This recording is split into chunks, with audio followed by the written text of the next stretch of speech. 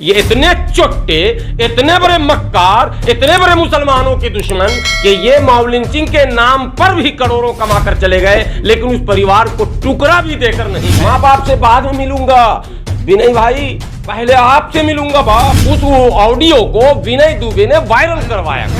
विनय दुबे हिंदुस्तान का नंबर 1 मक्कार, मुसलमानों को इससे बच के रहना चाहिए। किस हरामखोर ने मुसलमानों का ऐसा जहन बना दिया कि जो अमित शाह को, योगी को गाली देगा वही पक्का मुसलमान हो। इस सबको जेल और यूएपीए और विनय दुबे को 1.5 करोड़ की गाड़ी, ये बात मुसलमान को समझ में नहीं आ रही। बात क्या कि विनय दुबे जेल में क्यों नहीं, विनय दुबे पर यूएपीए क्यों नहीं, रासुका क्यों नहीं, वो तमाम तरह के क्राइम क्यों नहीं, खुलेआम मां बहन की गाली दे रहा अमित शाह को, जो देश के गृह मंत्री हैं उसको आप मां बहन, मेरे पास वीडियो है, बाकायदा मां बहन की गाली दे रहा। और मुसलमान कमेंट में शाबाश दुबे भाई, अबे मुसलमानों सावधान तो हो जाओ। कमबख्त मोदी और अमित शाह को गाली देकर भोले भाले मुसलमानों से चंदा लेता है, उसको भी सावधान होने की जरूरत है। इनके साथ हरामखोर हैं जो हराम की खाते हैं। हरामखोर मतलब हराम का खाने वाला। ये आदमी मुर्गा फंसाता है, उसको जाने बगैर, समझे बगैर, पहचाने बगैर, उसके किरदार कैरेक्टर को देखे बगैर, उसके कारनामे को समझे बगैर आप ब्लाइंडली उसको सपोर्ट करते हैं, इकोनॉमिकल भी, सोशल भी, पॉलिटिकल भी, तो आप खुद जो है बहुत पीछे हैं। इसलिए मुसलमानों को चाहिए ऐसे तमाम ढोंगियों को, आप कोई भी आपकी बात करता है, कर सकता है, डेमोक्रेसी में करनी भी चाहिए, लेकिन आप उसके बैकग्राउंड को खंगालिएगा ना साहब, कि जो हमारे विषय में बात कर रहा, हमारे हक अधिकार की बात ओवैसी साहब भी कर रहे हैं, हक अधिकार की बात अखिलेश भी कर रहा, हक अधिकार की बात क्या कहते हैं राहुल गांधी भी कर रहे हैं, हक अधिकार की बात तेजस्वी यादव भी कर रहे हैं। हमें यह देखना है कि इसमें जो बात करने वाले लोग हैं क्या वाकई वो आगे भी बढ़ रहे हैं, काम भी कर रहे हैं, योजना भी बना रहे हैं, या वो हमारे वोट की लालच, हमारे सपोर्ट के लालच में इस तरह के बयान दे रहे हैं। ये हमें समझना पड़ेगा।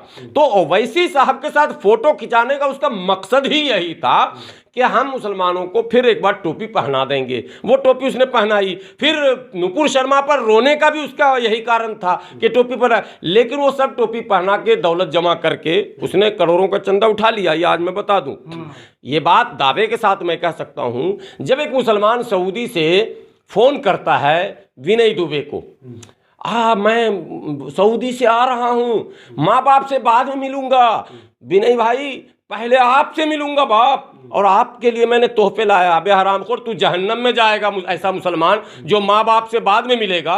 और वो ऑडियो वायरल हुआ, इसलिए मैं कह रहा हूं, उस ऑडियो को विनय दुबे ने वायरल करवाया, ठीक है, कि मेरे चाहने वाले ऐसे ऐसे मुसलमान हैं। अबे जहन्नमी वो मुसलमान है जो माँ से बाद में मिले, जो बाप से बाद में मिले, जो भाई से बाद में मिले, जो बीवी बच्चों से बाद में मिले और ऐसे मक्कारों से पहले मिले, उसके जहन्नम की गारंटी है, गारंटी। इसलिए मुसलमानों आप भी होश में आओ, किसको देना चाहिए सपोर्ट, किसको देना चाहिए नोट, ये पहले नापो, तौलो, परखो, जांचो, तब करो काम। अभी विनय दुबे का भी एक वीडियो वायरल हो रहा है जिसमें एक मुसलमान को गालियां दे रहे हैं वीडियो में, जो बिहार का है, कह रहे हैं इसने बुरा किया है मेरे साथ या जिस तरीके से भी, और लोग उनके बारे में कमेंट कर रहे हैं कि आप इसे बुरा क्यों कह रहे हैं। तो कह रहे हैं जब मैं मोदी को गाली देता हूँ तो आप बहुत पसंद करते हो, आप मुसलमान को दे रहे हो तो सुनने को तैयार नहीं हो। आप सुन लीजिए, विनय दुबे बिहार में एक घटना घटी मॉब लिंचिंग की, हाजीपुर में एक लड़की के साथ जो है बलात्कार और उसे जला दिया गया। अभी अचानक मेरे ज़हन से नाम निकल गया है, अभी बातों बातों में आ जाएगा। तो वहाँ ये पहुँचा दल बल के साथ, वो जो इसकी 1 करोड़ की गाड़ी है, 2 करोड़ की, उसके साथ पहुँचा। कई लड़के हमारे 1-2 जानने वाले भी, आपके भी वो जानने वाले हैं, वो लोग भी आगे पीछे करते रहे। और उस घर पर जाकर, हाजीपुर वैशाली में उस घर पर जाकर उसने लाइव किया, और लाइव करने के बाद ऑनलाइन चंदा इकट्ठा किया। और अब मैं बोल रहा हूं, अभी 2 तारीख को मैंने पटना में प्रेस कॉन्फ्रेंस किया, IMA हॉल गांधी मैदान में।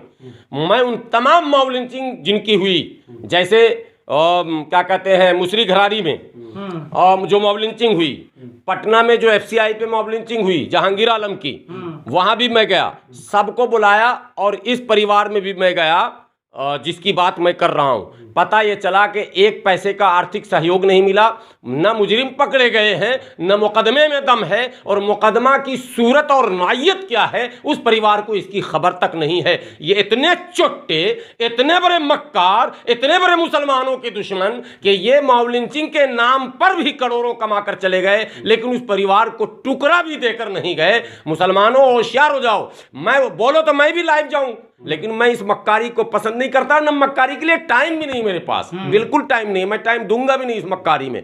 और अल्लाह न करे कि जिंदगी में हमसे ये मक्कारी हो, अल्लाह बचाए इन चीजों से। ये मक्कार लोग हैं। विनय दुबे हिंदुस्तान का नंबर 1 मक्कार, मुसलमानों को इससे बच के रहना चाहिए। और ये संत युवराज बहुत बड़ा ढोंगी। डॉक्टर कफील के बारे में भी विनय दुबे का वीडियो वायरल हुआ था, जिसमें वहां भी चंदा हुआ था। डॉक्टर कफील के परिवार के लोगों को बुरा कहा था कि लोगों ने जैसे मैं चाहता था वैसे नहीं किया, इसलिए जेल में है डॉक्टर कफील।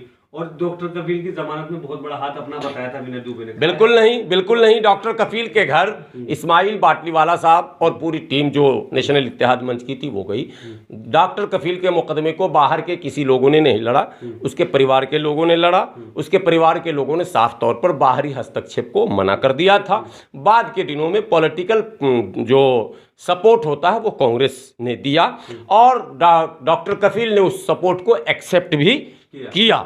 जो जमानतें हुई है डॉक्टर कफील की, वो उसके फैमिली के लोगों की मेहनत और जो वकील प्रोसेस था, जो लीगल प्रोसेस था, एक चवन्नी उसमें कोई भी जो ये कथित तौर पर घूम रहे हैं कुकुर मुत्ते की तरह, ये बता तो रहा हूं, एक चवन्नी किसी ने नहीं दिया। हाँ, कुछ मुसलमानों ने बराहे रास्त यानी सीधा डायरेक्टली डॉक्टर कफील की बीवी या उनके भाई को थोड़ी बहुत इकोनॉमिकल मदद की, कुछ वकील ने अपना योगदान दिया, लेकिन उसकी फैमिली ने किसी से मदद ली ही नहीं। और डॉक्टर कफील की फैमिली वो मतलब हैंड टू माउथ वाली फैमिली नहीं है ना कि चावल दे दो, आटा दे दो, मैं कहाँ खाऊंगा। नहीं भाई, डॉक्टर कफील तो देने वालों में से है, वो लेने वाला थोड़ा ना था।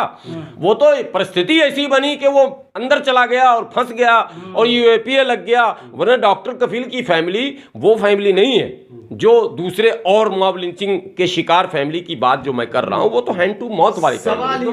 मुसलमान पीड़ित है, ये बात तो तय है। मौजूदा हाल में मुसलमान पीड़ित है, और ऐसे में वो ऐसे लोगों पे भरोसा कर लेते हैं जो क्राउड फंडिंग करते हैं, और वो अपना पैसा बनाते हैं और वहां से निकल जाते हैं। थोड़ा बहुत दे देते होंगे। भारत के तमाम उन मुसलमानों से और विदेश में बैठे उन मुसलमानों से मैं आपके चैनल के माध्यम से अपील करता हूं, आप अगर सवाब की नीयत से पैसे खर्च करते हैं, आप अगर ज़कात, सदका, फितरा, अतिया देते हैं, मकसद अगर आपका सवाब कमाना है, बगैर नापे तौले जांचे, चाहे वो पैसे सड़ जाएं, मैं कहता हूं चाहे ज़कात अदा ना हो, मगर बगैर नापे तौले जांचे परखे कौन लड़ रहा है, कौन कर रहा है, कौन गरीबों तक पहुंच रहा है, कौन उसकी आवाज उठा रहा है, कौन सड़क पर लड़ रहा है, कौन मुकदमा कोर्ट में लड़ रहा है, कौन उस फैमिली के तमाम जो और दीगर मसाइल हैं। एक मसला नहीं होता है इस फैमिली में कि मॉब लिंचिंग हो गई, वो फैमिली खत्म हो गया। उसके बच्चे हैं, उसकी बेटी है, उसके बेटे हैं, उसकी बीवी है, वो पूरा आश्रित जो परिवार है, उसकी माँ है।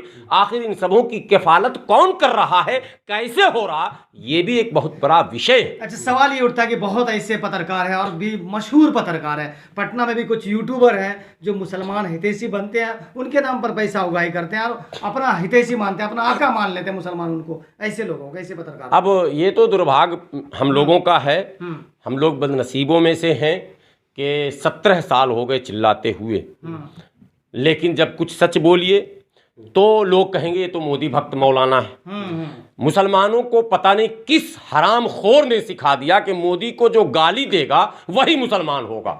पता नहीं किस हराम खोर ने मुसलमानों का ऐसा जहन बना दिया कि जो अमित शाह को, योगी को गाली देगा वही पक्का मुसलमान होगा। अरे भाई, इस्लाम में तो गाली सर मना है, गुनाह है, हम क्यों गाली दें? हमारे यहाँ तो दुश्मनों को भी गाली देने से रोका गया साहब। ठीक है, मोदी दुश्मन होंगे तुम्हारे, हमारे सबके होंगे, लेकिन देश के प्रधानमंत्री भी हैं, ये भी तो हमें समझना चाहिए। ठीक है, मोदी आपके बारे में गलत ही फैसला लेते होंगे, लेकिन देश के प्रधानमंत्री हैं। डेमोक्रेसी में एक सिस्टम है, लोकतंत्र में एक सिस्टम है, हमको उस सिस्टम में आने की कोशिश करनी चाहिए।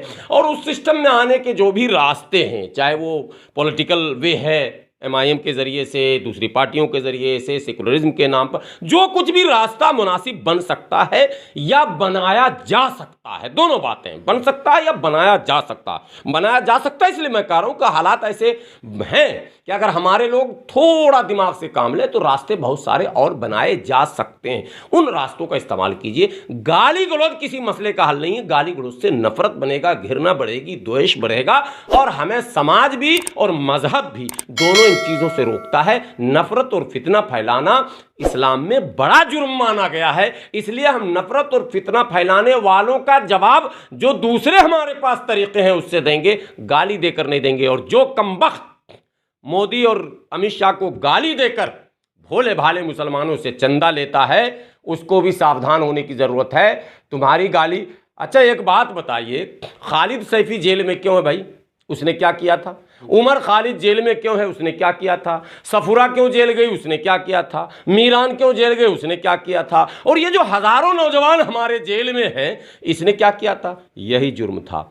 मोदी सरकार के खिलाफ नारेबाजी, मोदी सरकार के खिलाफ धरना प्रदर्शन, मोदी सरकार के उन पॉलिसियों के खिलाफ आवाज उठाना, तो इस सबको जेल और UAPA और विनय दुबे को 1.5 करोड़ की गाड़ी, ये बात मुसलमान को समझ में नहीं आ रही है। बात क्या कि विनय दुबे जेल में क्यों नहीं, विनय दुबे पर UAPA क्यों नहीं, रासुका क्यों नहीं, वो तमाम तरह के क्राइम क्यों नहीं, खुलेआम माँ बहन की गाली दे रहा अमित शाह को, जो देश के गृह मंत्री हैं उसको आप माँ बहन, मेरे पास वीडियो है बाज़ाब्ता, माँ बहन की गाली दे रहा। और मुसलमान कमेंट में शाबाश दुबे भाई, अबे मुसलमानों सावधान तो हो जाओ, तुम शाबाश दुबे भाई कर रहे हो, तुम समझ नहीं रहे हो कि गाली दिलवा कर।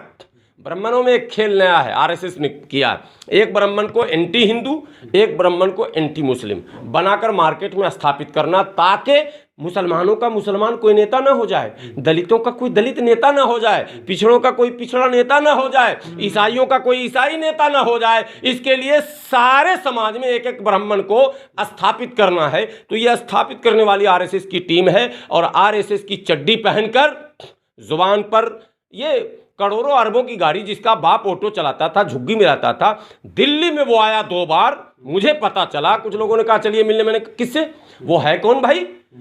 लड़ता मैं हूं, धरना प्रदर्शन मैं करता हूं, अखबारों में मैं छपता हूं, जेल हमारे संगठन के लोग गए, अस्पताल में हमारे संगठन के लोग भर्ती हुए, और मैं उससे मिलने जाऊं? है कौन? क्या करता है भाई? तो सिर्फ गाली बकता है। यहाँ 5 स्टार होटल, कौन सा होटल है हमें याद नहीं, वहाँ वो ठहरा हुआ था, और वो जो 2 और चंगू मंगू हैं वो लोग वहीं थे, वो भी कह रहे थे कि चलिए मिलने। मैंने कहा मैं उसूल के खिलाफ कभी करता ही नहीं, आज तक मैं किसी के दरवाजे नहीं गया। एक सब बात और बता दूं, 5 स्टार होटल में रुकने वाला, करोड़ों की गाड़ियों से चलने वाला, 10 लाख 5 लाख का मोबाइल, वो कौन सा होता है पता नहीं मुझे नाम, iPhone और B-फोन क्या, वो रखने वाला, और बेहतरीन लिबास पहनने वाला, बेहतरीन लिबास मतलब कीमती, ऐसे लोग कभी भी SC ST माइनॉरिटी के लीडर हो ही नहीं सकते हैं आज के इस दौर में, क्योंकि जहां तमाम तरह की रिपोर्टें, चाहे रंगनाथ मिश्रा की रिपोर्ट हो, सच्चर की रिपोर्ट हो, जितनी रिपोर्टें वो कहती हैं कि मुसलमानों की हालत बहुत ख़राब है। जिस कौम की हालत ख़राब है, हम लड़ाई झुग्गी झोपड़ी वालों की लड़ेंगे, हम लड़ाई भीख मांगने वालों की लड़ेंगे, हम लड़ाई जो है बेरोजगारों की लड़ेंगे, और हम करोड़ों की गाड़ी से आएंगे और करोड़ों रुकने पर और चलने पर खर्च करेंगे। ये बिल्कुल ऐसी बात है जैसे लग रहा है कि एक मतलब पागल आदमी को भी आप बताएंगे तो वो भी हंसने लगेगा जोर जोर से। एक सवाल